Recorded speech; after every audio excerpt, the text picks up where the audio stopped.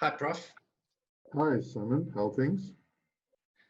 It's been a tough day with the internet outages and the power outages, but Oh, we're, really, su really? we're Sure. surviving. Yeah. Um, I'm Are just you in, ready for me to share to do a PowerPoint? I'm just chatting to Avi. It looks like there may have been a mix-up with the invite that was sent out. So we Yeah. we may have to move to another meeting. I'm just waiting to see what she confirms. Oh, okay. Hmm. If we have to move to another meeting, Prof, I'll send you an email in a Okay. couple of seconds. Just use that link. Yeah, perfect.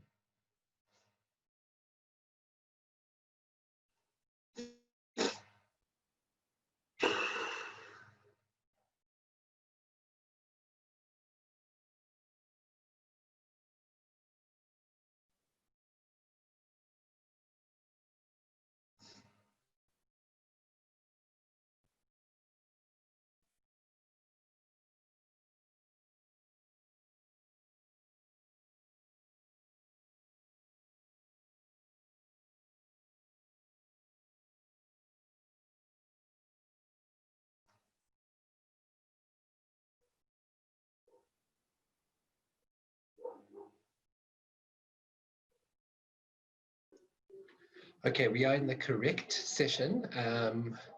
Avi will join us in a moment. We have students joining. So, Prof, we're in the right place. Okay. Avi has just confirmed that the speaker is currently experiencing load shedding that runs until 4:30. So they're going to join at 4:30. Yeah. So I think between your introduction and Avi, your timing will be good. Yeah, I think Leanne is also saying something, so between the three of us. Fantastic. Mm. Okay. Thanks, Prof. Thanks, Simon.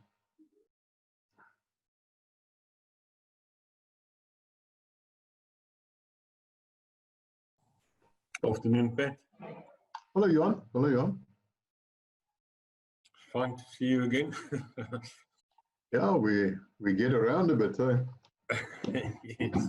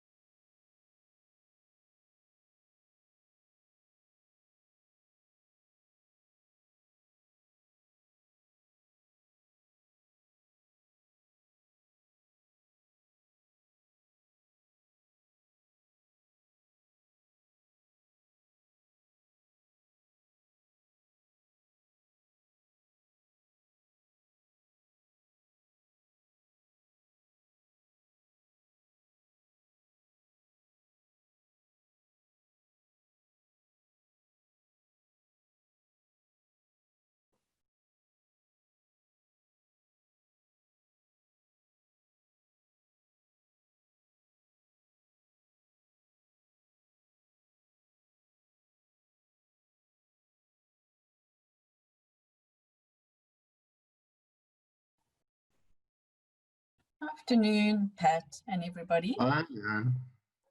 Good afternoon, Leanne. Did you take the day off, Leanne? I haven't seen you around.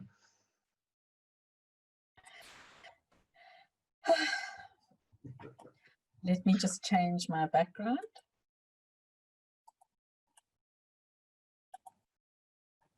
Here you go. What is my background? I don't even know. Yeah, you've got the correct background. You've left it on Okay. from our meeting yesterday, so all good. Okay. When you see mine, where does the Stadio writing appear? As I look at it top left. Yeah, okay, cool. When I look at myself, it's top right. It's a bit weird. I Yeah. think it mirrors things, yeah. Leanne, we can fix that. Of Hi, course. it's Simon. Simon. It's Simon. Of Hi. course. We can fix that if you'd like. Yeah, that would be great. Is that where I need to put that it must mirror itself or something?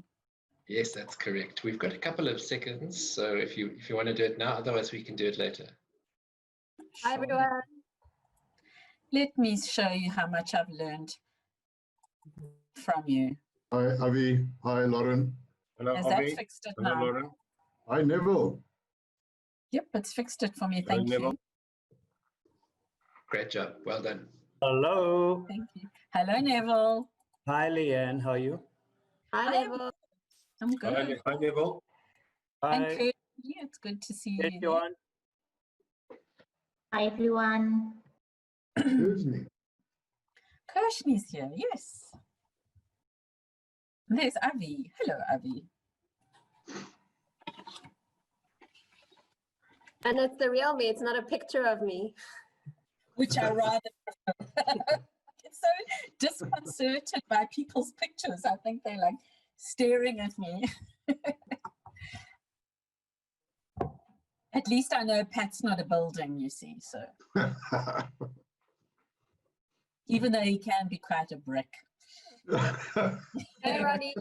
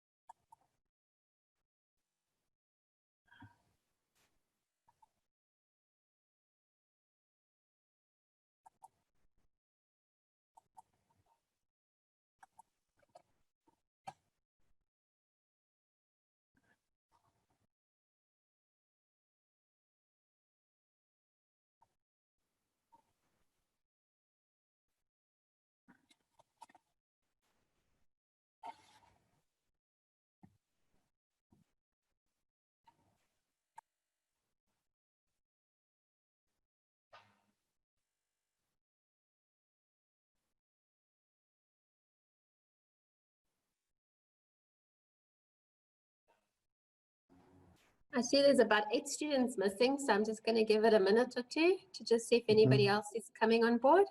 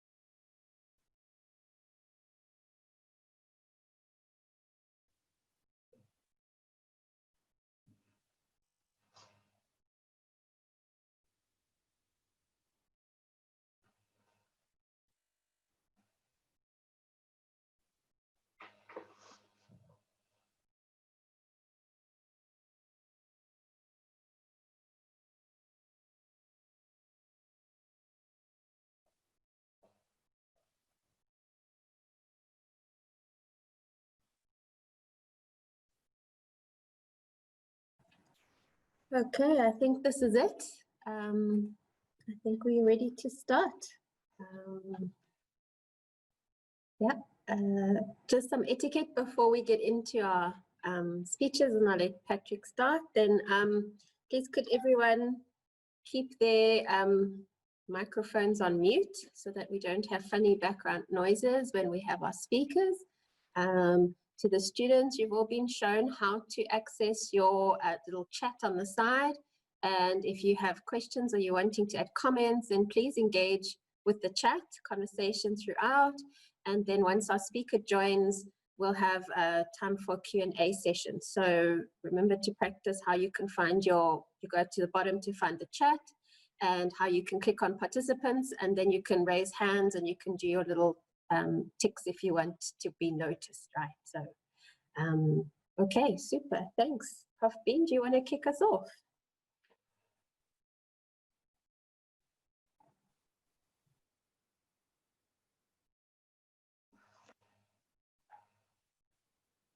Thank you, Avi. I just want to quickly check my PowerPoint visible. Yes, Prof, looks good. Thanks so much, Simon. Colleagues and new BEd honours students, really a proud day for Stadio School of Education. Really a privilege to be here with you and to witness the first official academic activity. I know that you've been scurrying around, getting registered and getting everything ready. So this is the official start. Also off the record then, welcome to our guest speaker, but I believe she's only joining us a bit later, Avi. So she's only joining us when the load shedding issue has been solved. So just welcome to her when she joins us. So colleagues, very briefly, I've only got a few minutes to say the welcome and to kick this event off this afternoon. So obviously, as a private higher education institution, and often we are being called private universities, and to carry the title or to even being called a university, there are certain criteria, and people have certain expectations of an institution that is called a university. And that is why this step for the Stadio School of Education is so important, in that we're embarking on our postgraduate journey, and we hope that by the time that you complete your BEd honours, we may even have a master's program ready for you. I'll also say a little bit more about Stadio as a higher education institution, other than this faculty of education that has its own school of education. So just to kick off and to put a few pegs in the ground, a lot of the students that have enrolled for the BEd honours are ex-Embry students. And we would just want to ensure them, and we want to share with the new students, that we have three very important values that we subscribe to. And obviously you can see the associate behaviors to our values of integrity, dedication, and compassion. I've just highlighted a few that I thought are quite critical that I would like to mention on this day. If I do this on another day, I may mention some others. So honesty at all times is what guides us, and as an EXCO, often when we take decisions, we revert back to these values. Absolutely critical as an off-campus or a distance learning student is communication, but that goes both ways. But we undertake to be dedicated and to make sure that happens. We believe that we are change agents and that we can make a difference. And you will most definitely experience an extremely high level of compassion when it comes to the discipline that you're going to study, when it comes to the dedication of the lecturers and the way that they prepare and the way that they will take you on this journey of this program. We believe that if we do this, then obviously we believe that you will have an excellent experience with Stadio, not only you as students, but also your place of work, the schools where you involved in, and if also any other stakeholders that may be sponsoring you and so on. So we want to make sure about that. Obviously, we have a very specific mission and vision as a School of Education, and you've seen some of the visions that I've just highlighted. Competent graduates, I'll say a little bit more about that. I think we've developed a delivery mode that meets that emphasis that I've made there about flexible learning opportunities. We really believe that we've created a tool and a delivery mode that will really support you on this journey. And obviously that last one, all about relationships. This whole exercise of teacher education is deeply, deeply embedded in good relationships, and that is how we prepare good teachers for the future.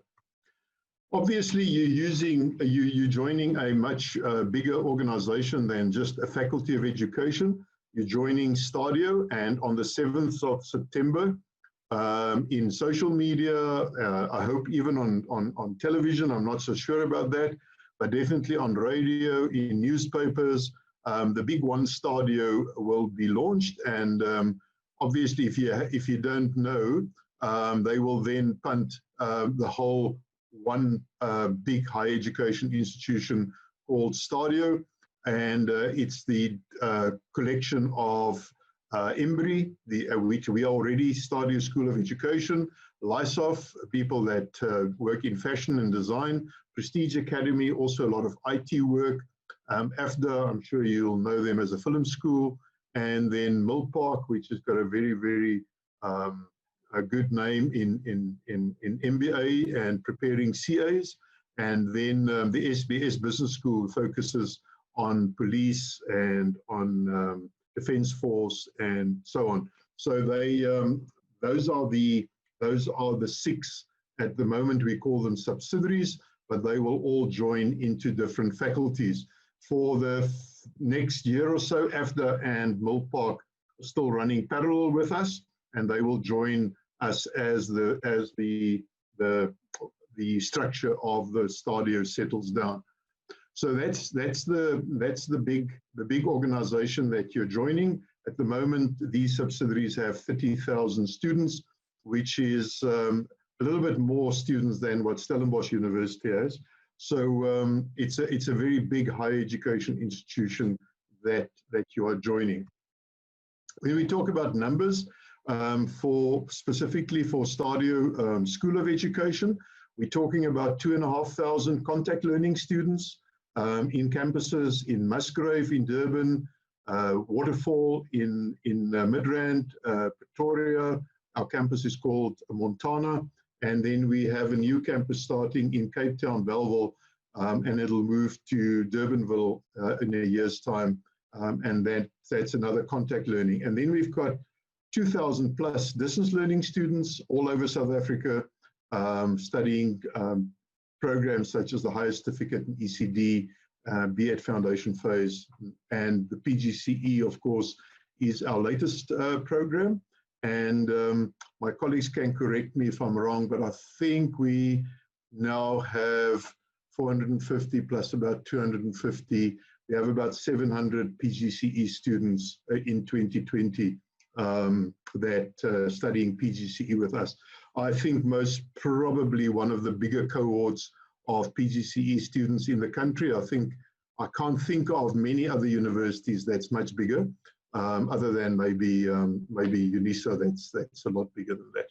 So we compete in that area as well. Talking about a little bit more about numbers, we've got about 260 staff members at Stadio, of which about 125 are academics. So a very big organization that is ready to and has the systems in place to make this a very good experience for you. Obviously, I just want to touch on the BEd Honours itself. I believe that our primary mission in higher education is to create prepared minds. We do not want to make carbon copies of Avi or of Lauren. We want to prepare our students so that when they leave, that they can build on their own belief systems and their own knowledge base. And if one then uses that as an entry line, and you then look specifically at the BEd Honours, I think a lot of discussions happen about why is the BEd Honours not more practical? And it's for that specific reason that we want to create prepared minds. We don't want to pump you full of quick fixes and things that you can find on the internet. So if you look at that last sentence, the BEd Honours demands a high level of theoretical engagement, and I really like this as a sign that you can put on your computer, maybe write it with a pen on paper and say, I'm striving for intellectual independence.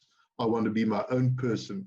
And what I'm going to write and what I'm going to profess after in this qualification is my own mindset that I'm sharing. So that is what puts the BEd Honours at a different level than a postgraduate diploma or a certificate or a short course. It's a very academic, research-based qualification. So obviously, I'm trying to also make sure that we keep on motivating why we're a higher education institution and why we prefer to be called a private university. Obviously, universities has certain definitions. But one of the things that I believe is that if you want to be a higher education institution, you've got to look like a higher education institution. And I think we are incredibly proud of our infrastructure and what our different campuses look like, and the experience that you get when you walk into that space and you walk into UCT in Cape Town, you walk into Stellenbosch University, you walk into a Rhodes University building. It feels like a university. It just breathes that kind of feeling. And we believe that we've really managed to establish that. This is our campus in Durban. It's another photo of it, and there's another photo of it showing you that facade that is really very impressive. This is our campus in Pretoria, Montana. It's really in a very overgrown tree area, which makes it a very, very unique campus. The nice thing about this campus is that right at the back, next to those fields, there's a residence for students, and we can house about 90 students in single and double rooms on this campus. And this is obviously where we do our initial teacher education. This is our campus in Waterfall. So if you go to the Mall of Africa, it's just below the Mall of Africa. So this is our building in Waterfall. That's just another angle of it when we still had the old branding. And this is just one of the other walls of that same building. Then this is our next campus. They had to stop construction. They're about 50%. It's the Centurion campus. And I heard today that they're resuming construction on the 1st of September. So hopefully this campus will be ready by April, May next year. And so this is the Centurion campus. That's what that's going to look like.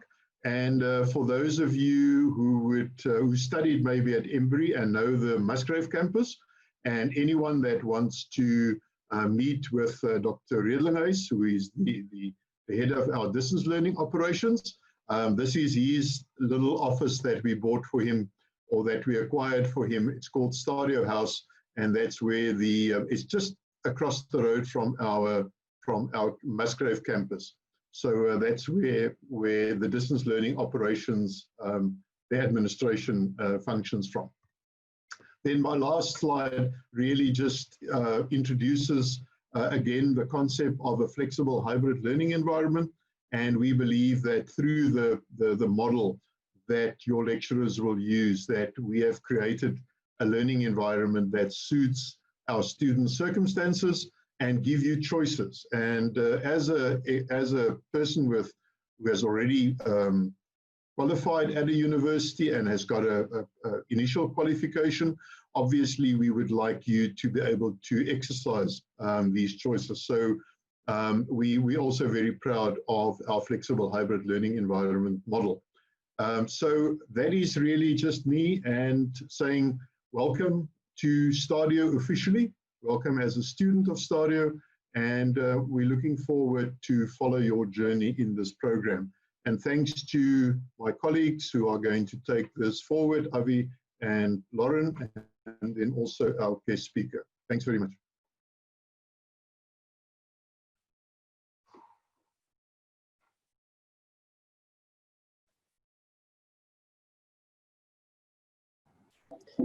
Thanks very much, Patrick. Our speaker's trying to get in, so I'm busy just WhatsApping with Lauren, so she should be in any minute. Thank you very much. And Leanne, you wanted to share a few words as well? Thank you. Yes. Hi, everybody. My name is Leanne Browning, and I'm the Deputy Dean at the Stadio Faculty of Education. This is an exciting moment for us because, as Pat said, we are launching our first postgraduate program, but it's particularly exciting for me because in my previous role, I was the head of curriculum and program development. And in 2017, I led the team that developed this qualification, submitted it to DHET for approval, and then in 2018 to the Council on Higher Education, and we got approval in 2019 to offer the program. So developing and getting approval for programs at universities is often a long and sometimes difficult journey, but this was very exciting. I see that one of my colleagues who worked very closely with me, the then head of department, who was responsible for the development of this program, Veronica Wright, is here today. So I'm sure she's equally as excited. Ronnie's moved on from being the head of department, education department, to now being the head of the unit for student success. And I'm sure she's just as pleased as I am that our work has come to fruition for the launch of this program. I also think it's really exciting for the group of students who are here. Our intention when we got approval was only to launch this program in 2020. And then, as always, guided by the excitement and the vision of Professor Bean, he put on the table, let's offer it from July 2020, and that's when we initially went, goodness, no, how can we do this? And we've proved that we can, and that's why we have this once-off offering of the program, which is the 18-month program. We're also very excited that we've got two academics who are leading the launch of this qualification, and you are in very capable hands, and I am very comforted and pleased by the fact that both Avi and Lauren are leading the launch of this program, because it leaves me to pay attention to other things elsewhere in the faculty.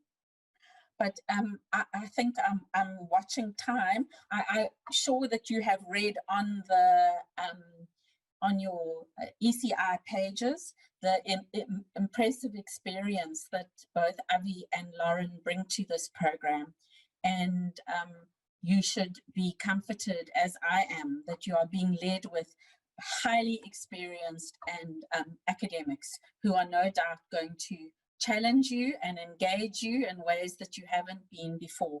And I am very pleased for you and for the institution to have both of them leading this program. So I will stop there. I could say a lot more about this, but I think we have I'm excited to see that the guest speaker has joined us, and I think there are a few more people that Avi wanted to say a word or two. So welcome and good luck and enjoy this experience. Thank you, Avi. Thanks very much, Leanne. So here we have it. Thank you very much to both Prof. Bean and to Leanne Browning, our Executive Dean and Deputy Deans, for welcoming you. And I'm sure you'll get to see them and hear from them throughout your studies again. And we thought one more person that you all probably want to see is Sebastian, your buddy program coordinator. You've all chatted to him quite a bit on the WhatsApp. So Sebastian, there he is. So I'm here. Hi. Hello to you. Welcome, Sebastian. Hi, Avi. Thanks for having me. I'm just here for a quick introduction. As Avi said, my name is Sebastian and I'm the Buddy Project Coordinator here at Stadio. So just a little bit about what that entails. A large part of what I do is basically can be boiled down to student assistant and to getting things done. So whenever you need a problem, not whenever you need a problem, because who wants a problem? Whenever you have a problem, should I say, and you need assistance, I will always be able to help and assist, and I will obviously always do my best to ensure that your queries are resolved in what I like to call a meaningful and timeliest manner. So I try to, a little bit more, I run a lot of groups, and you guys are kind of a, how would I say, a choice that I've stumbled upon and I've kind of taken to assisting and helping Avi in doing this. Your group is nice and small and I enjoy the interactions that I have with you guys. So chances are you'll be seeing my face for the rest of the semester at the very least. One of the best ways in which you can get into contact with me should you ever need assistance is either through the WhatsApp groups, or you can contact me via my email on sebastiand@embry.ac.za. And you can bring any type of query forth to me and I will do my best to find an answer and to resolve it for you as best as I can. I just want to apologize quickly at the beginning for being a very bad buddy, should I say, in these first week or two. I've been very, very busy handling the registration for our undergrads, but going forward, I hope to make myself more available to you should you guys need assistance going forward. But yeah, good luck for the rest of your qualification, and I'm looking forward to at least spending the next 6 months helping you guys and making sure that, you know, you have a smooth and enjoyable journey. So yeah, thank you. That's me. Thanks very much, Sebastian. So as you heard, he's there to assist you. If anybody needs a problem, Lauren and I can assist you with that readily. We have many that we are happy to share with you. Other than that, Sebastian will help you and assist you when you don't need a problem. I want to just welcome MERRITT. Thank you so much for joining us. We're really, really excited and look forward to having conversations with you. And we're really pleased that Eskom decided to stop the load shedding a little bit earlier so that you can join us in time. Thank you. Right, so just as we get started, Lauren is going to introduce the speaker and tell you a little bit about the topic. I just wanted to highlight what the purpose of the webinar series is, as this is our first one. And I always like to think of this quote by Socrates, who said, "Education is the kindling of a flame, not the filling of a vessel." And when I took over the B.Ed Honours program and worked with Lauren to design it, we really thought that we don't want students who fit the education system. We want to nurture students who are going to change it and are going to improve it. And that is really where we want to go with the idea of fostering critical minds and teachers as agents of change. And in designing this program, we believe that it's very important to provide students with multiple opportunities, not only to learn and share ideas, but to also be exposed to multiple perspectives and different things that people are doing out there, and especially to engage in dialogue. And so we encourage you through these webinar series that are going to be held every month to take these opportunities of meeting people out there in the industries who are specialists in the education field and engage in conversation, ask the questions that you want to ask, because this is really your opportunity to learn and grow and develop. So yeah, I will see you after talk, and thank you, Lauren. All right, so thank you everybody and welcome to our first webinar. It gives me great pleasure to introduce MERRITT Watson, our guest speaker for today's webinar. MERRITT has a wealth of experience as a teacher, educational psychologist, principal and owner of a school. She has presented at several conferences worldwide.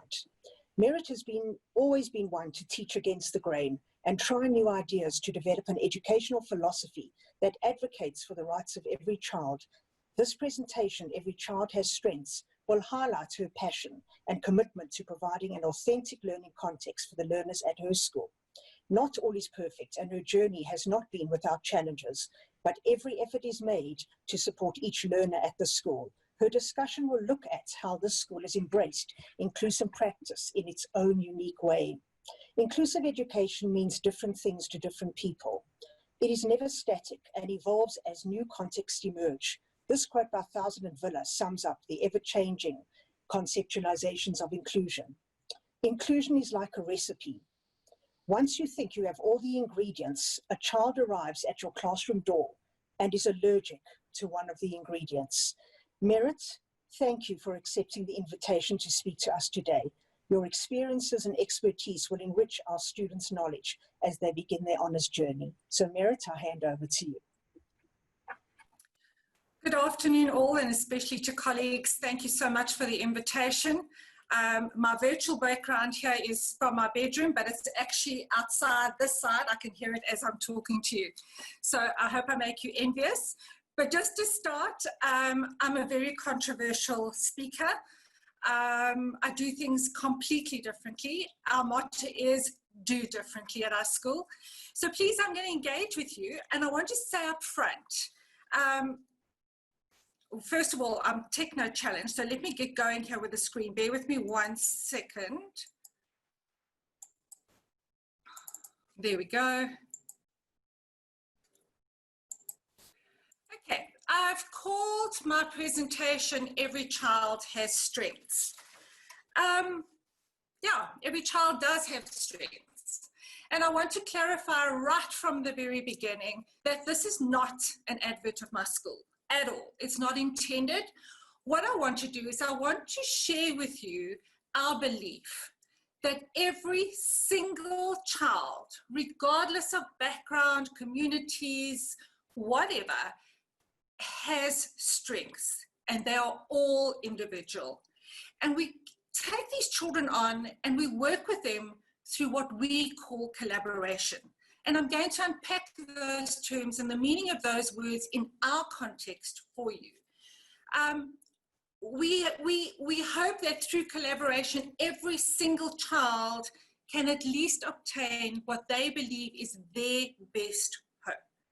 So our motto of our school is, if you can dream, if you can really, really go to bed at night and dream, and you believe and you have your own self-worth, that you believe that you can, you will definitely achieve. Okay, so let's get to the terminology and all this blah, blah that you guys have around inclusion. I'm sure that many of you are going into this course thinking inclusion is what's incorporated, that we have to have every single child from every walk of life in our classrooms, regardless. For me, over my years of experience, inclusion means different things to different people. It's how you choose, in my opinion, to make meaning of your world. Because as I've experienced it, sometimes inclusion actually is exclusion. But we'll unpack more of that. So with this definition of what inclusion is, for me, I take out of it that we try as a school to respond to children's diverse individual needs as best as what we can, okay? We try to create a learning environment that encourages diversity in every sphere, not just necessarily religion, color, that kind of thing, but in every sphere. And what we try to do is we take children that we are able or believe that we can support and can help and guide them to reach their best hopes, okay? And with the way that we do it, we believe in protecting the integrity of the child so that every child has the right to respect. Okay, I'm not going to read the definition for you. You can go through it. But basically, our belief in inclusion kind of encompasses what the UNESCO definition says. We just do them or practice these skills in different ways. Okay, let's talk about the social and the medical model. Socially, or social model, the disability proposes that what makes someone disabled is not their medical condition, but it's our beliefs and our attitudes and structures in society. The medical model defines an illness or a disability as a result of a physical condition, okay? We go through at our school and we try to take medical models and change them around to make them, in a way, in inverted commas, a social model, but we actually believe that where there's a problem, there's a lack of a skill. And what we need to do is we need to work on giving the children skills in their own world. So what we do at the school is we select a goodness of fit. I believe every school has major strengths, but again, it depends on the child. Are you able to support that child the very, very best of his ability? Or are you limited in what he needs to have? We believe that every single child has strengths. We use and we focus on these strengths with the use of language and other techniques to continue to build a child's self-esteem and to help them to try and overcome their own difficulties.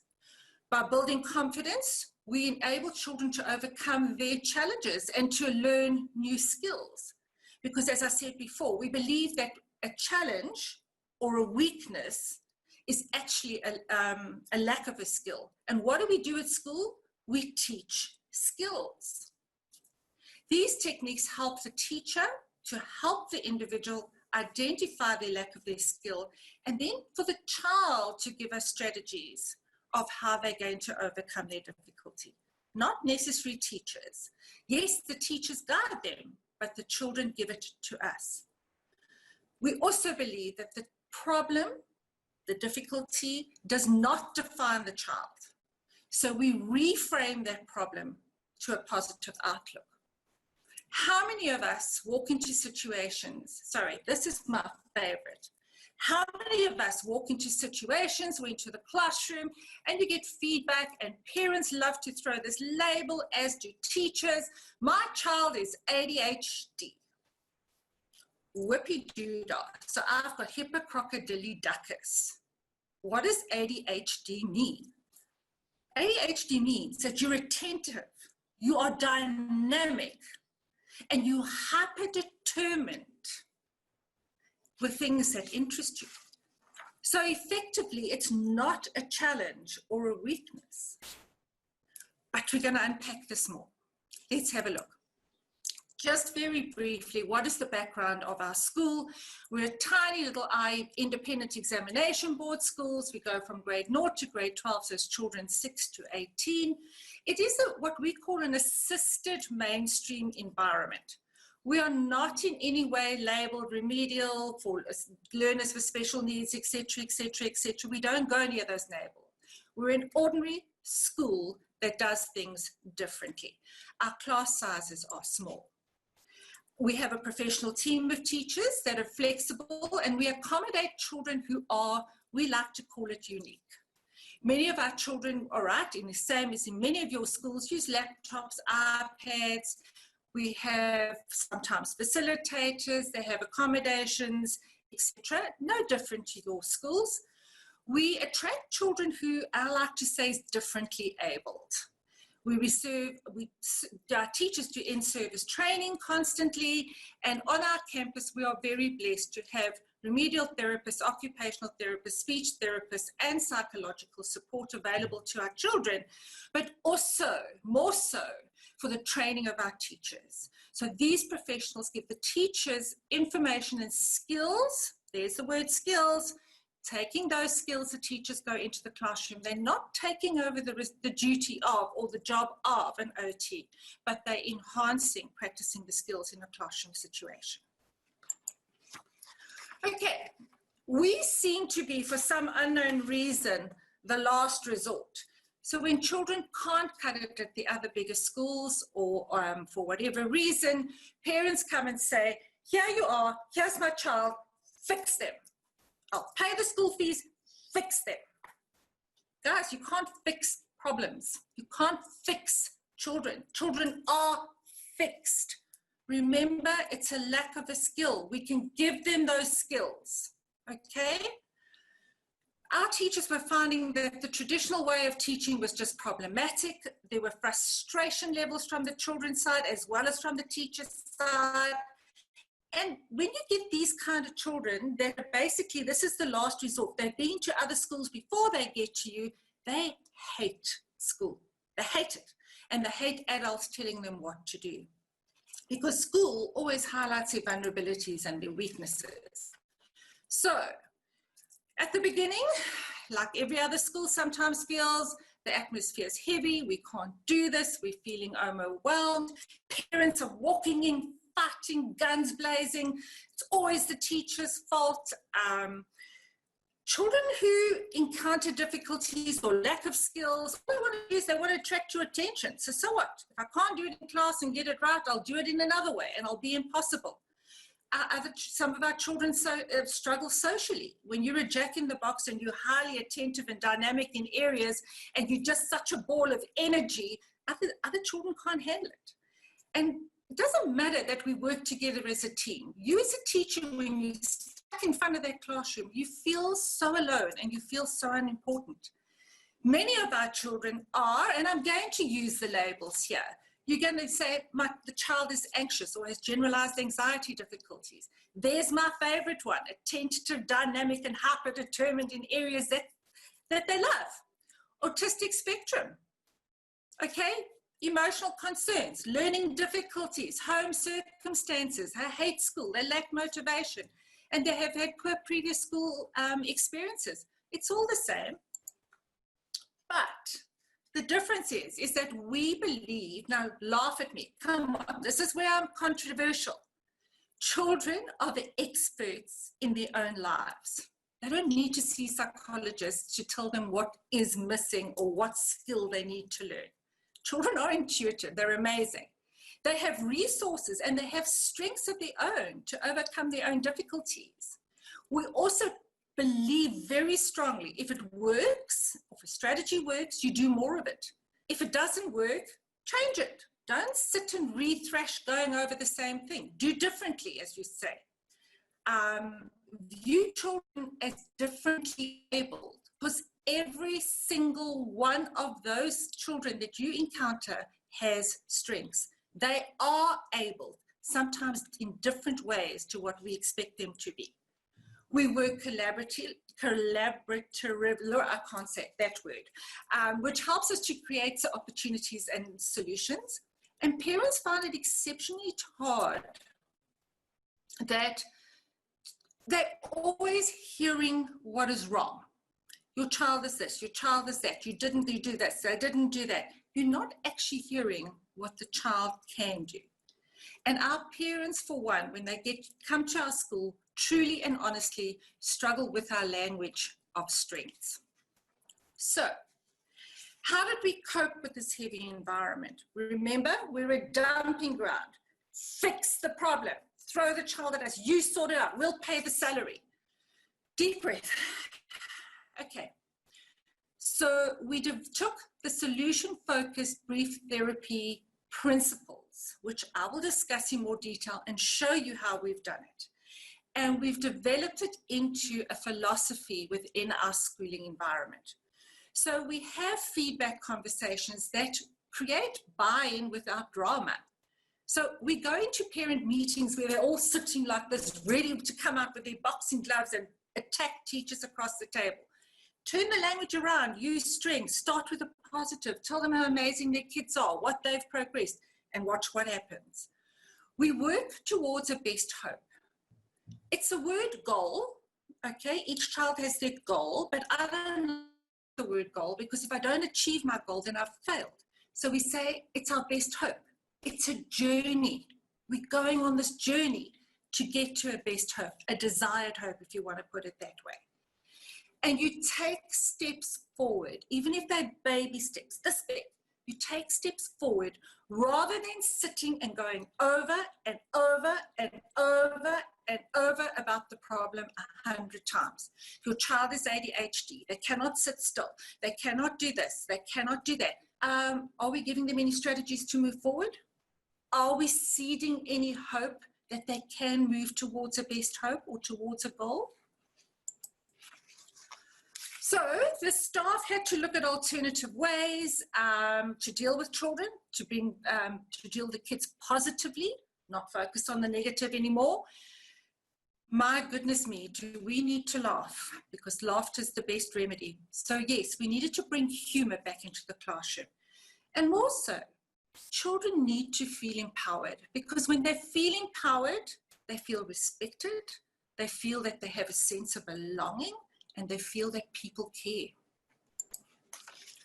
So teachers need also to engage with parents positively. We had to take the carpet out from under these parents' feet when they want to fight with us and just say to them, guys, we're here to work with you together in working towards a best hope. We needed to encourage the relationship between parent and school and not keep fighting parent and school.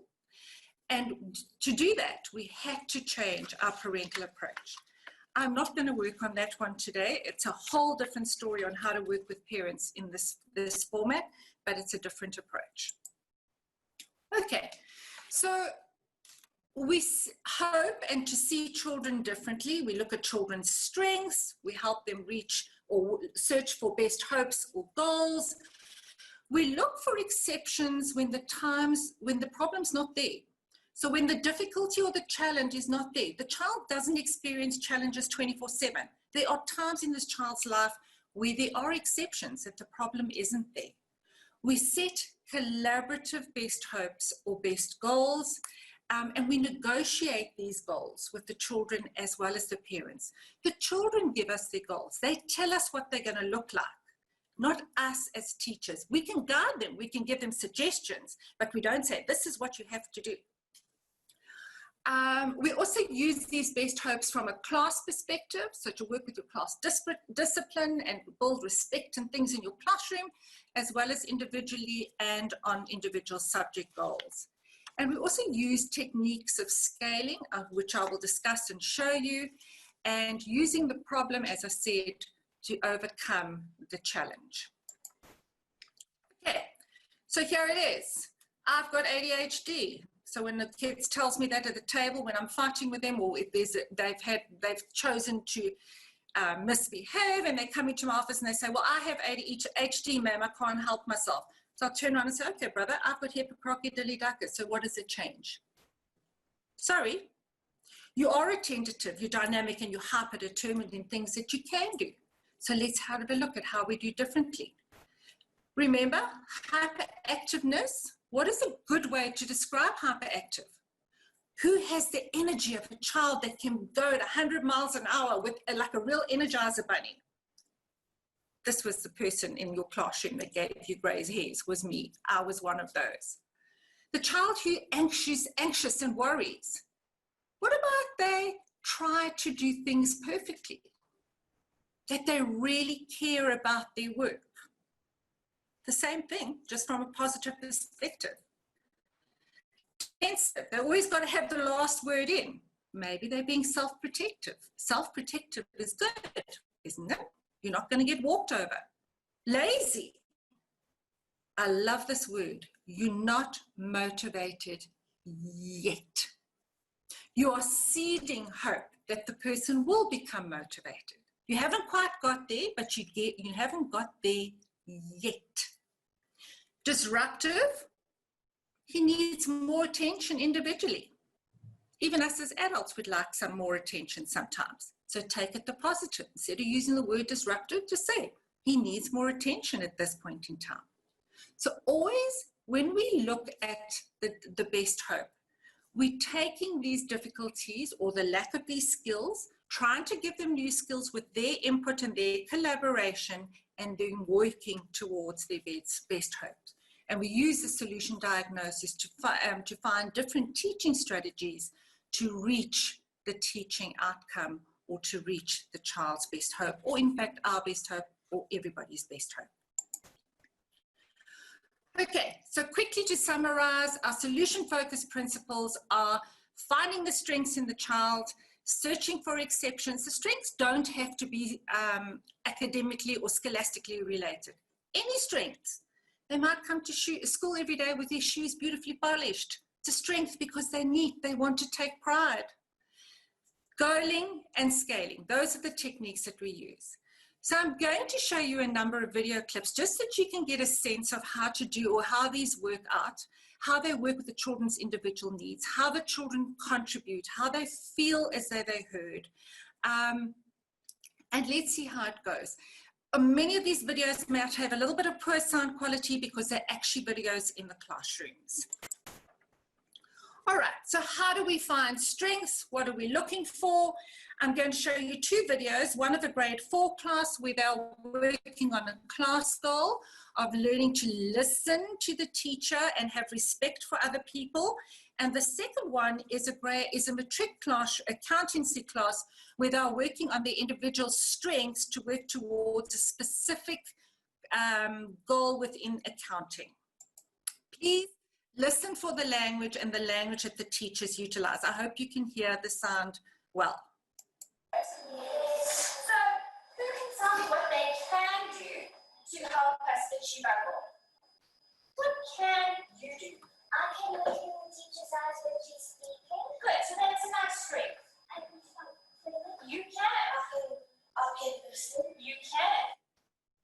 What is your can and your strength to help in the class? Write that down for me, yes?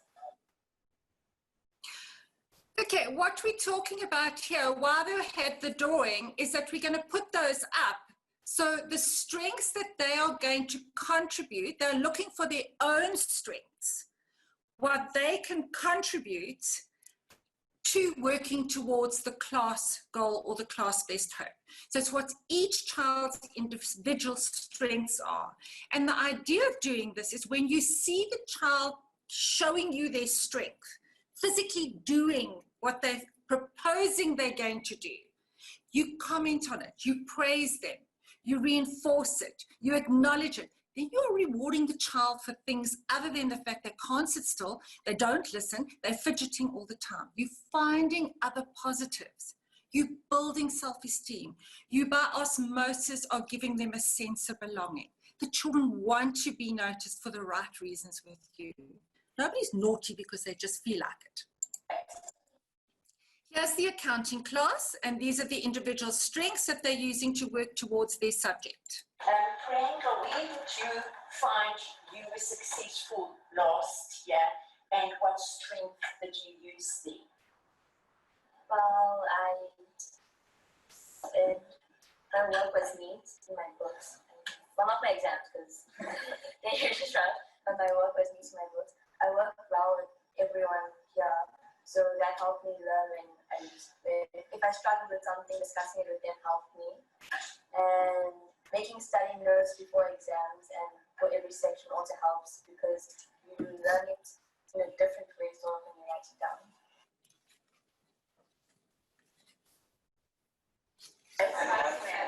Anybody else wants to add to his strengths?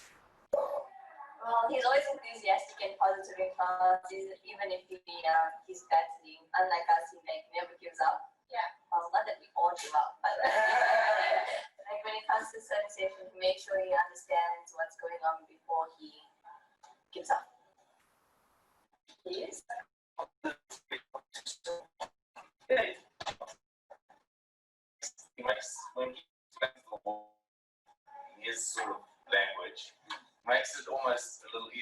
understand at certain points. Yeah. On our side. Yeah. And I said that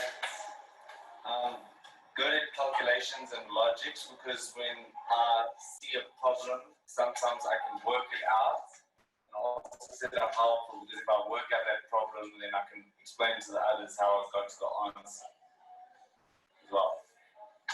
thank you. And anybody else wants to add to Dylan's strengths? Please. I would like when Dylan, like if we have struggle like with a certain topic and I did say man explained it to Dylan, he won't just keep it to himself. He'll be like, okay, you guys, this is actually the situation. So he's not all by himself. He actually helps everyone. It's incredible what it does for children to hear their peers reinforce their strengths. Because remember, children who encounter or feel different and seem to have all these wonderful diagnoses that they've heard all their lives, to have somebody actually highlight and notice that, gee, you have a wow, you've got a strength. It is just so awesome. And by osmosis, again, it fosters respect. It fosters acceptance.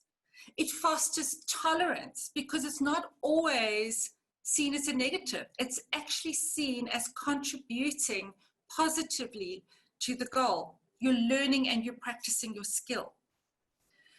The second solution-focused principle that we do is what in this situation is called goaling, what I call best hopes or my best journey. Here we work towards either a class goal, class best hope, a group best hope, or your individual best hope, either individually in terms of a skill that's lacking, or in turn, again, regarding your subjects. The first video I'm going to show you is at a grade 1 level, how you can actually make it happen that grade 1s can understand what it's all about. And the second one is grade 7, and the fourth one would be a grade 4 class. But let's actually, no, sorry, I've turned a page too quickly. I'm talking nonsense. Sorry, the goaling is the grade 1 class, sorry, and then a grade 11 Afrikaans class. My bad, I'm on scaling already, I apologize.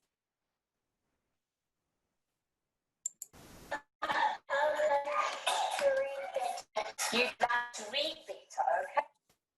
I'm going to tell you what I think you guys are good at. I think you're good at having manners. You always say please and thank you to me. When you ask me for things, you say please. When I give you worksheets, you say thank you. So I think you guys have very good manners. Okay, so I think that's great. If we carry on having good manners like that, then you're going to have a very happy teacher. Okay. So, but now, can I tell you something that I think I'd like you guys to be better at? All of you, as a class. Sorry? Not talking. Okay, what do you think I'm going to say? Okay, what do you think I should say, Godwin? Not talking a lot. Okay, so you'd like, what would I like you to do? Be quiet. Okay, you don't talk about what you don't want. Okay, you talk about the lack of the skill. So what do you want instead of? You don't want the child to talk. That's exactly what you don't want them to do. But what do you want instead of? You want them to be quiet. So always giving them the behavior of what the expectation actually is. Here's grade 11 Afrikaans class. See how this one works. Identified their strengths. I gave them a slip of paper to fill in exactly what their goal was, and I related it specifically to the subject Afrikaans. So they had to think of a subject and then write down a goal of what they want to achieve in specifically Afrikaans. After that, they needed to go back to their strengths, and they had to go and identify which strength specifically they're going to be using to help them to achieve their goal. and then we did scaling after that. Tyron, just tell me quickly, what was your goal? My goal for this year is to achieve a distinction in Afrikaans and at least make a small effort to watch more Afrikaans videos or movies. Okay, good. And what strength did you identify that you could use? I have a strong willingness to learn, and I think that can help me as every day I'm interested to watch this for making efforts. Okay. And tell me your scaling. Where do you see yourself now on a scale from 1 to 10? At the moment, I think I'm at about 7. Yes. And then I would like to be at around 8.5 by the end of this year. Okay, thank you. Wesley? Yes. I see that you, just tell me what your goal was again. My goal is to get gold certificates for Afrikaans. Okay, so that's a long-term goal right up to the end of the year. Tell me, I see you didn't fill in a strength. Have you identified a strength that you could use? I was thinking about the determination, very determined. Okay, so you think by being determined, you can use that to achieve your goal? Yes. Okay, and if you had to break it up, because now you've got quite a long-term goal, if you had to break it up into smaller steps, what do you think that small step is going to look like to be able to get that gold certificate? So let's take, just for this term, for instance, what can you do differently this term that's going to help you with your final goal of reaching the end of the year results? I'm just studying about how to get much higher marks in tests. Okay, so you're going to focus on cycle tests and then improving your marks for the cycle test. Okay, great.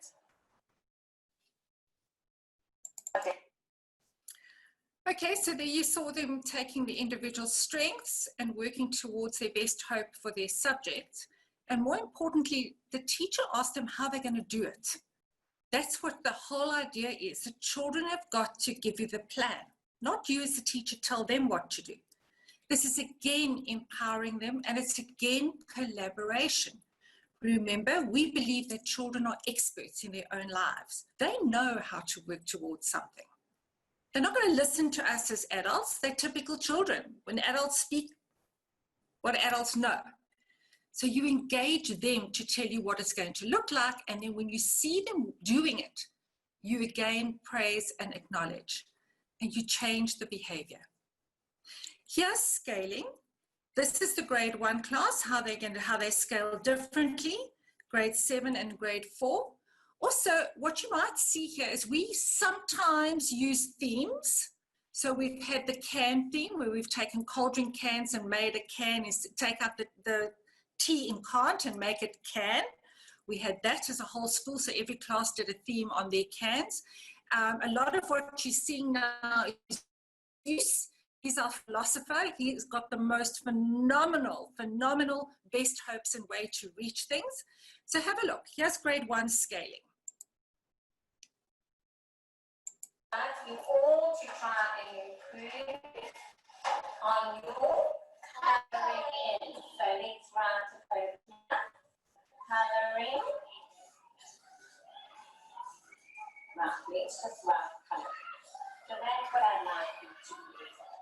Okay, now we are going to pretend that this little tiger is us. Okay, so there he is. You go. From that story. You right. There's the one from that story. Very good. Right now, this little tiger is us, and at the moment, I think if we had to balance some apples on our head to tell how nicely we colour, I think at the moment we could balance. How many? 2. Okay, let's count more. 10. 3. 10. And 4, right. Some of you colour very nice. And then how many apples do you think I could put up on top of the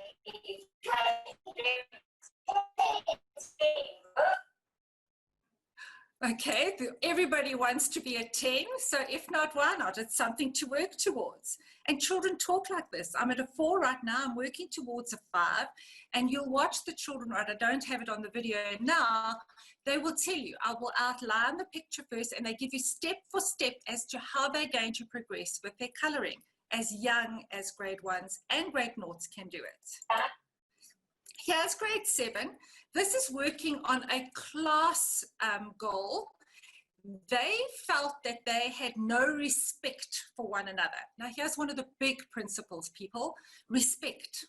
They felt that they absolutely had no respect. That was what they chose to work on in this year that we videoed this, was to learn to have respect for one another and to treat each other respectfully. We have a special not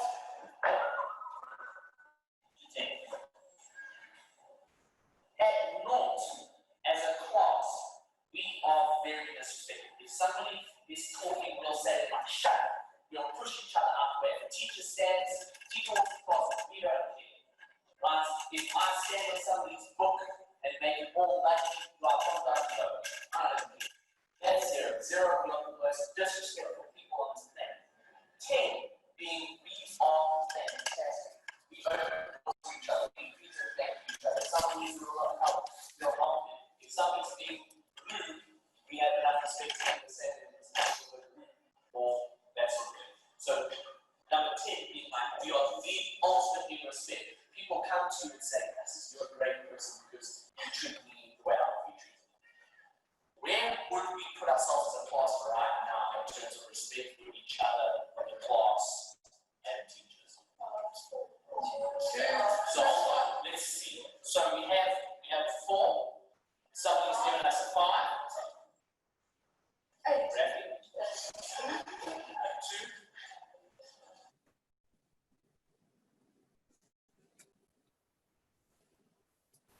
John, you put us at a 3. So you think we're a little bit better than that terrible way that they used to describe. I'm not judging, I'm saying. So what makes us a 3? What makes us 1? I say yes, to be honest. Terrible, like it's terrible, but it's 3 because we have limited respect for each other. So like our friends, we feel respect and other people. So we think it's just a general respect in the class. You're at 3 because of just we're not even talking anything. Okay, right?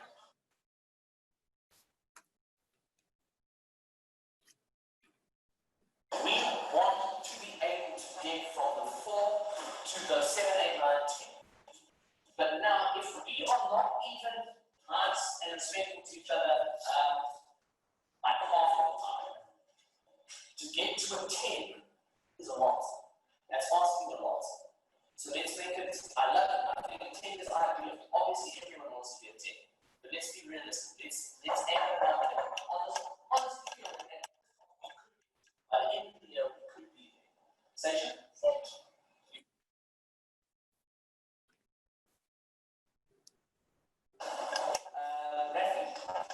Use of language spoken to certain people. Use of language. Break it down. How do I know that my use of language becomes different? So now certain people in this class would say, "Shut up, keep quiet." But when we always say, "Please be quiet." So you know what I said in response to that, saying, "Please be quiet," and then you have to remember in tone as well. So like, "Please be quiet." And it's not the same as "Please be quiet." Sorry, for me, it's remarkable to hear the children give their answers. I stand in awe. And again, it just shows you that children are the experts in their own lives. They know how to behave. They know what to say. They know how to try and put one foot in front of the other. This is a grade 4 class, and I'd like you just to hear how honest this one little boy is when he responds. He does have 100 labels that you could give him in terms of the DSM-5. I'm not going to repeat them. Yes, you can see for yourself, and just look how honest. Honesty here is one of his strengths, and directness is one of his strengths. I just love this. So we need to get more of those days. You can do it. I've seen you do it. Jordan. I think I'm shouting on my level 2. Okay, you're honest with yourself, Jordan. Right, because why are you putting yourself there? Because I shout a lot. Okay, so Jordan, what are we going to do to move forward? I want to figure out what I'm doing wrong. Okay. And I want to, well, I'm sorry, I don't talk to you. Okay, so the volume, you're going to adjust the volume. How do you think you're going to figure out what you're doing wrong? I don't think you're doing anything wrong at all. However, perhaps your timing is off. Perhaps you're shouting out at the wrong time. So, what do you think you could do to try and control it? Anybody got a suggestion to help you? I do. Yes. I could tone my voice. Yes. I could stop shouting. I could listen to you first and then. On each of our hands, there is a scale from 0 to 10. Right. You've done this before, haven't you? Yes. You can explain that to me. Yes, Carlos, explain it to me. It's like, Okay. it's kind of like my achievement box. It's my achievement chart. I'm going to get from a 0 to 10. Right, well done, Carlos. We want to move forward, do we not? Yes. Because we're not on the 10 yet, are we? No. But hopefully, by the end of the month, we're all going to hit that 10. Come. And where are you going, Carlos? Bring them both. Bring cats in the hats as well.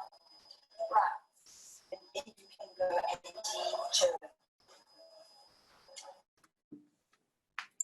Okay, so the little guy was basically saying that he keeps on shouting out, and he needs to try and figure out what he's doing wrong. Did you notice that the teacher reframed that? That it's not that he's doing wrong, but that he hasn't quite got his timing right yet, okay? And you can see she's not ridiculing him or criticizing him. She's just saying, you're shouting out, but you're shouting out, you haven't got the timing of your shouting out right yet. Okay, he didn't feel belittled, he didn't feel humiliated. Okay, he still has his dignity intact. His teacher is still respectful of him. And then the scaling, it's like his reward chart where he's got to go from a 0 to a 10, and then to say how they're going to work to get towards they're at this point, they haven't got to a 10 yet. They are moving towards it, and then what kind of behaviors are we going to see going forward? Just quickly to sum up, how did the children feel about this at school? Now remember, I said to you in the beginning, we were a dumping ground. Parents throw the kids at us and say, fix it, okay? My child has a problem, blah, blah, blah, fix it, okay, is the whole kind of word. What do our children say? That they say this school is where they feel people care, that people believe in me, that the teachers listen to me. I feel safe. They turn around and they say to you, I have a future. I know I need to take control of things of my life and do differently if I want to succeed. And that school always shows me there's a consequence for my choice of action. And I need to choose carefully. This was done as a survey after we've been doing our philosophy for about 5 years. What did the teachers notice about the children? That they take responsibility for their own doings, that they take a greater sense of ownership for their work. That is not about, oh, well, I don't care. My teacher must sort it out. My mom and dad must sort it out. They take more responsibility because they want the teacher's attention in a positive way. They love being praised, even the matrics. Children can scale themselves. You heard little Jordan say, I'm at a 2. I mean, they know the language and they know what they need to do to improve. And that works with academics and scholastic work as well. Obviously, in the more complex things, you need to guide them. The bond between children is actually stronger. There's more respect between one another. They're more tolerant and accepting of each other. Children are not afraid to try because through mistakes we learn, and they learn that. They're not afraid, they're not ridiculed, they're not punished, they're not yelled at. They're starting to encourage one another, and it's so nice to see if a child comes to school and they're feeling miserable, one of the other kids will say, so what can I do to help you today? What can we do differently? In fact, even their teachers, ma'am, what can we do differently today because you're growly? They're incredible.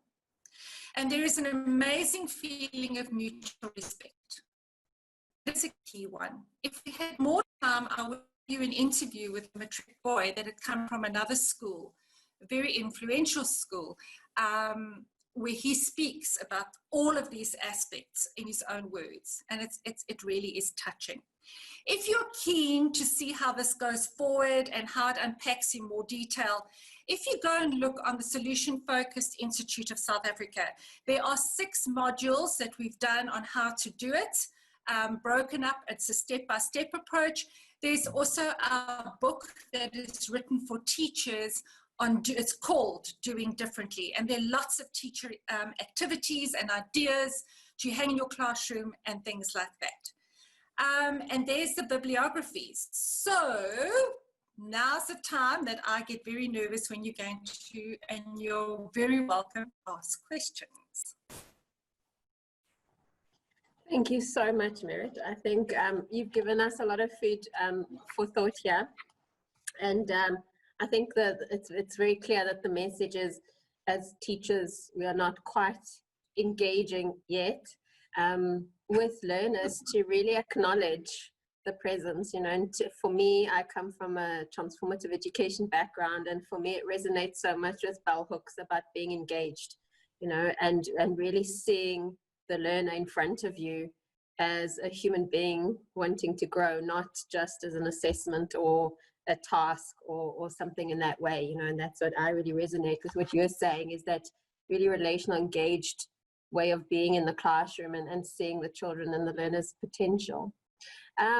We had some questions popping up in our chat. So for those of you who still have questions that you would like to ask, then please go to put your mouse down at the bottom, find participants, and then raise your hand. As soon as I see a hand raised, then I can give you an opportunity to ask questions. In the meanwhile, MERRITT, we had 2 key things kind of cropping on the chat. The one was a question in terms of assessment and how you then assess the learning. And the second sort of discussion that was coming up was about numbers and saying how does a teacher go about doing these kinds of activities when you have large numbers of learners, and then for some it's also not only a large number of learners, but the language is an issue. And so I think, you know, we're seeing one case of a small independent school, but perhaps if you can share with us some of your learnings in terms of how might we as teachers take this into different contexts. Okay, assessments, you know, it's not the ideal. We all have to reach specific outcomes as laid down by CAPS or whatever at the end of each and every year. So assessments, as much as I would say, yeah, there are lots of debates around that one. Unfortunately, we're compelled to do them, and we've got to go ahead. Again, it's about teaching the children strategies of what they need to try and work under these pressured situations. It depends, again, assessments is how you want to unpack that word, what specifically do you mean, but unfortunately we are held by by the department or by whoever, if you want to say that at the end of a certain year, we have to have acquired certain things. So yes, some children haven't mastered it yet, but what you count on is that progress. You measure the progress that is being made. If they were a 2, what have they done differently to get to a 3? What do we do differently to get them to a 4? And so we go on. Parent meetings as well, just on that assessment issues, when you want more parental buy-in. I scale with the parents. I've got a big piece of paper, I put it on the table. The teachers that are around me, where are we at now? And the teachers put it down. I say to the parents, so where do you feel the child is at? They might say a 3. So I said, right, we've done this, this, this, this, and this. What haven't we done yet? What do we need to do more of? And what should we do differently? And this is where you get the parents' dialogue and collaboration as well. So yes, formal assessments again, depending on where, what, and how. Again, but we believe that the child hasn't mastered the skill yet, and we still need to do other things to get them to move forward and to progress. I'm not sure that quite answers it. Maybe you guys want me to say no marks, no assessments, no whatever. Unfortunately, we have to work with what we are expected to do so. Sorry, the other question was regarding?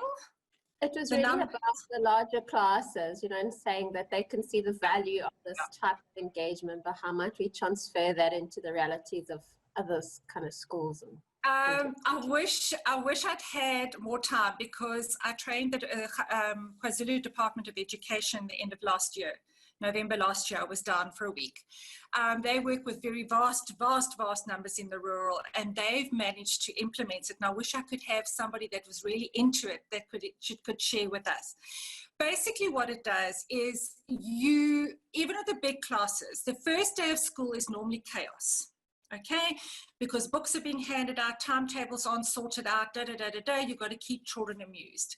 That's when we hit this, when we start with the year's goal. Okay, that's where you go around with the children and say, introduce yourself, tell me one of your strengths, maybe write down a strength if you know something of a child next to you, and you collate it in that regard. But it's at the beginning of the year, when chaos still reigns around timetables and textbooks and that the teachers start this process and get it set up.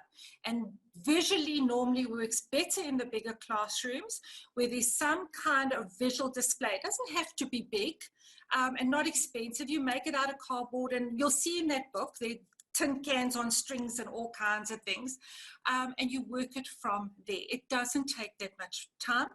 Children who are struggling and who have to learn differently and things like that, hopefully you're differentiating within your classroom situation, and you are able to sit and work with smaller groups, not individually because you won't have the time, but smaller groups where you've broken the kids into more ability groups kind of thing, that you can have a similar dialogue going on. It could also be a homework task for a child, that you've just pulled them aside one day on the corridor and saying, I've noticed this, this, and this. You really have a need for me to notice you because this is what you're doing. I'd like to notice you for other things tomorrow. What do you think you could do for me? It can work. It's not my experience per se, but I have seen it work, and I have shared it with a number of the KwaZulu-Natal teachers that have attended the workshops. Super, thank you very much. Warwick, I see your hands up, so put your video on, please. If any staff members who are joining us today, if you have any questions, you're also very welcome to be sharing your ideas and your questions. Raise your hands or chat. Warwick, thanks. Okay, MERRITT, you spoke about the concept of here's my child, fix it. Now, one of the things that I dealt with when I was taught at high school was a case of parents basically treated us as I want to use the term adoptive parents, and rather shift the blame and everything onto you as the teacher for their child's behavioral issues, if you want to look at it on that point of basis. Sorry, got you on another screen. That's why I'm at a slight angle. So MERRITT, the main thing is like how not only do you need to change the mindset of the children, but you need to be able to, or the learners, you need to be able to change the mindset of the parents.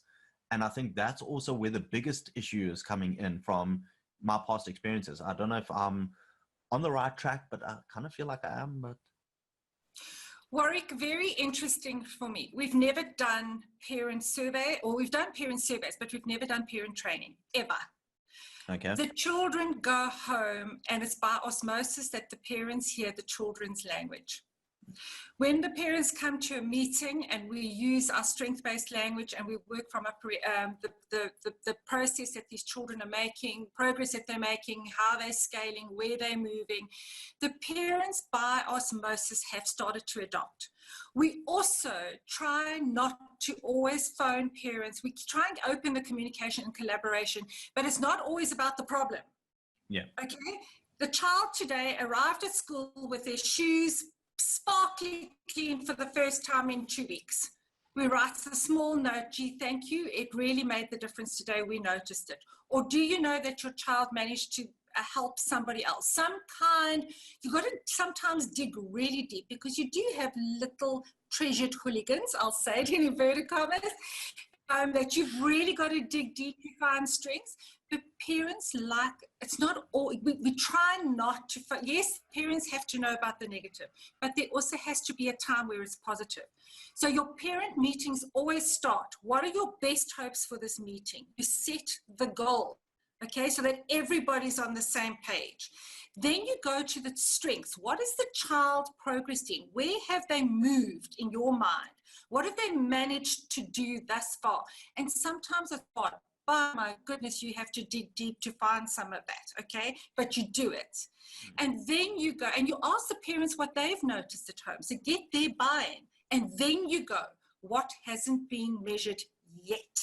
How are we going to move forward yet? And it's by osmosis that the parents buy into this language.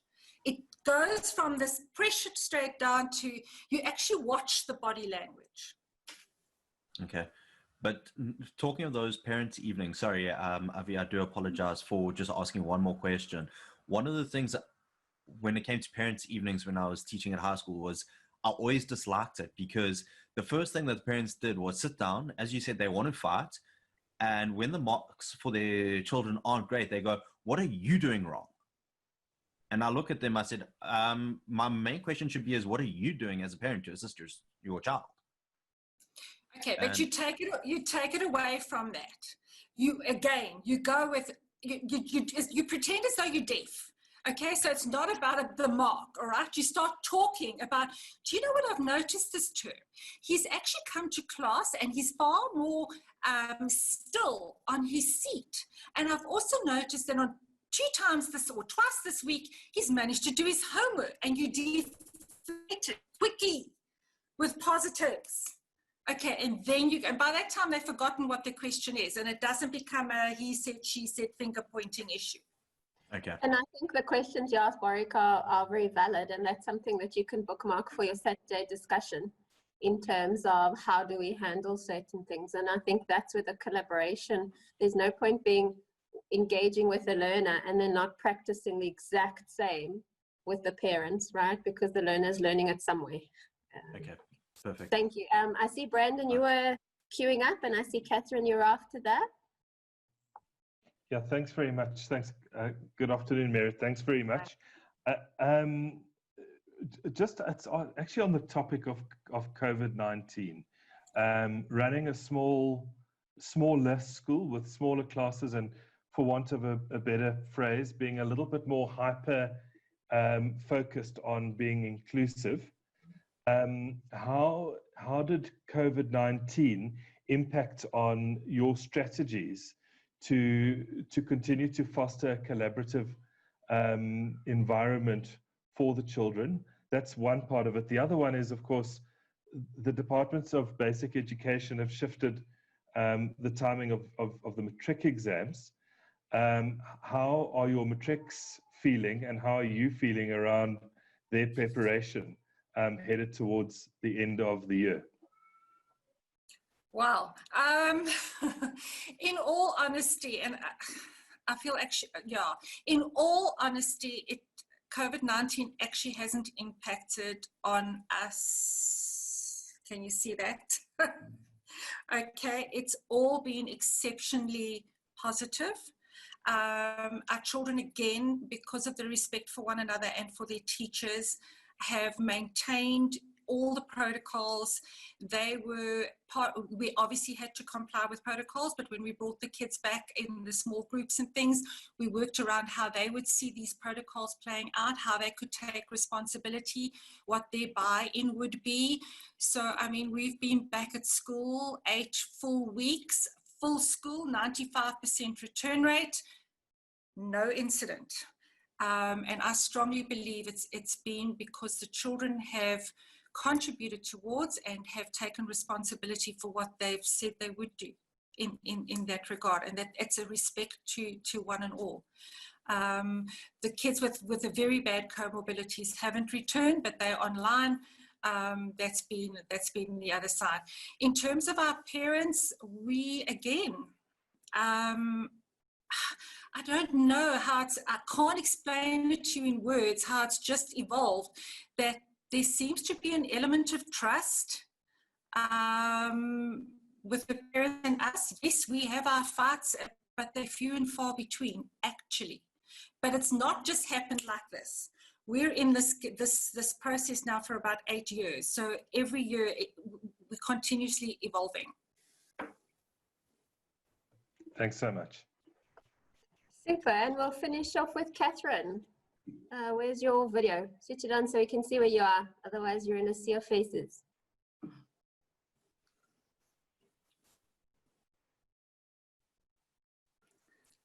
Catherine? I think Catherine's written a note to say her hand's up, but you can't find her icon. That's okay. We can see your hand now. Find your video. Put your video on and unmute. Catherine, if you move your mouse on your Zoom window, you'll see at the bottom left, there's a mute, unmute button, and there's a start video button.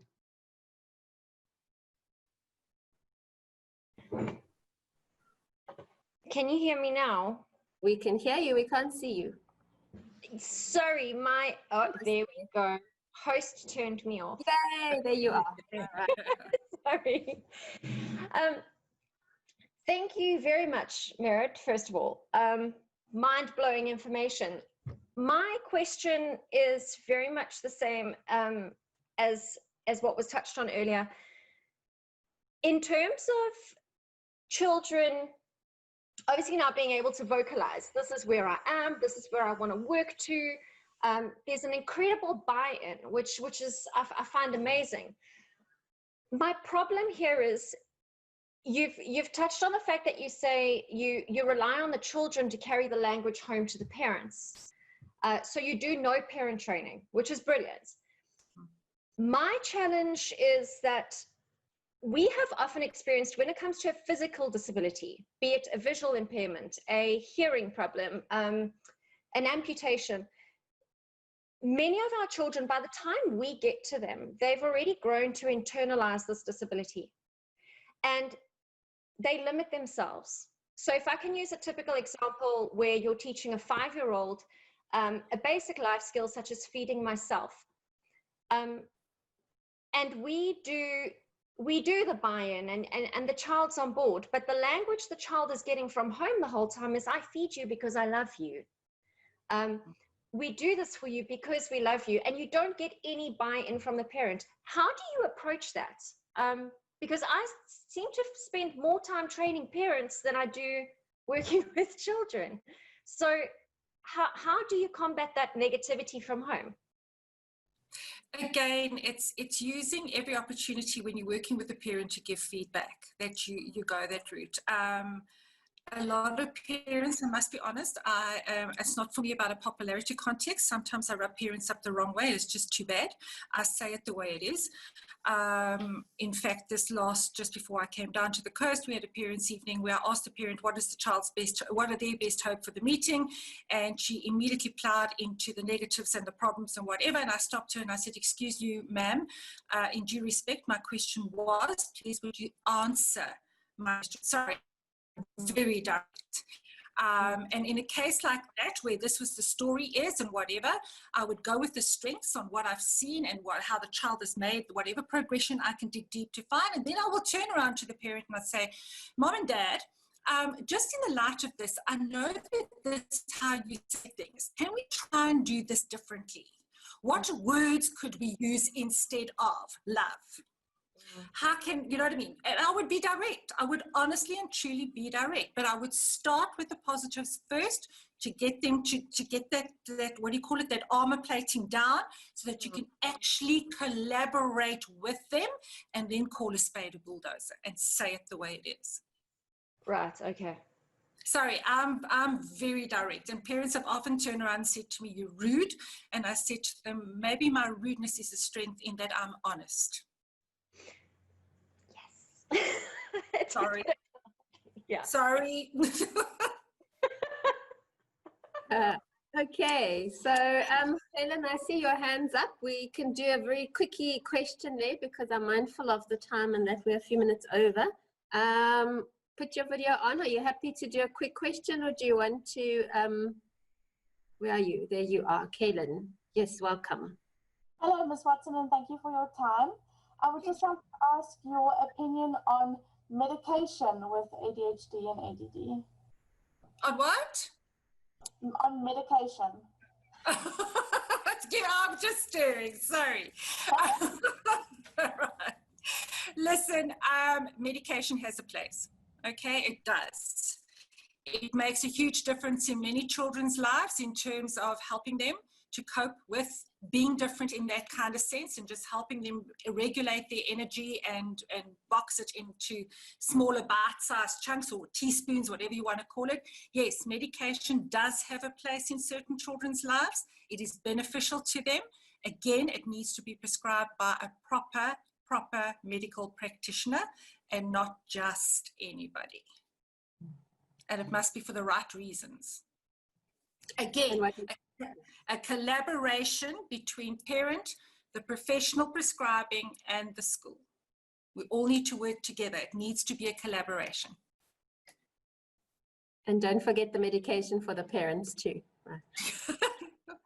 Right, so thank you so much, MERRITT. This has been really, really informative, and I can see that there's a lot more questions coming from everybody. So guys, this is being recorded. It will be uploaded, and the comments on the chat will also be uploaded to ECI so that you can review and rethink. And we will continue these conversations with the students on Saturday. Don't forget that you got 45 minutes with Lauren and 45 minutes with me. So in the meanwhile, you know, chew over things, think about some of the things that were said today, and we're really excited to continue this conversation that you've sparked now with all of us, MERRITT. So we really, really thank you, and welcome to the Stadio School of Education family. We look forward to engaging with you many more times in the future, and hopefully we'll invite you when this lot are ready to graduate, and then they can share with you some of their learnings and how we've tortured them in the 18 months between. Lauren, I think you want to, you're on mute now. You just want to say goodbye? No, I just turn on my video to say goodbye. So no. Great, and thank you so much to Lauren for organizing this. We are truly just so grateful for all the connections and the knowledge that you bring into this program. This webinar wouldn't be what it is without all your insight into this, and I'm sure you're going to keep everybody so busy on Saturday. You guys don't even know what's going to hit you like a whirlwind. It's going to be amazing. Thank you, Leanne, if you're still on. Thank you to Leanne and Patrick for making this possible, and thank you very much to the Delta team. You guys are always in the silent background, and you know I love you all. And thank you to the staff that have joined us, and I hope that you join us again as we forge ahead with many, many fascinating topics, and really engage as an Institute of Higher Learning to redefine and reshape inclusive education in this country. Thank you, and that's from me. So goodbye to everyone. Have a wonderful week and stay warm, and we will chat soon. Okay, thanks very much. Thank you for having me. Thank you. Okay then.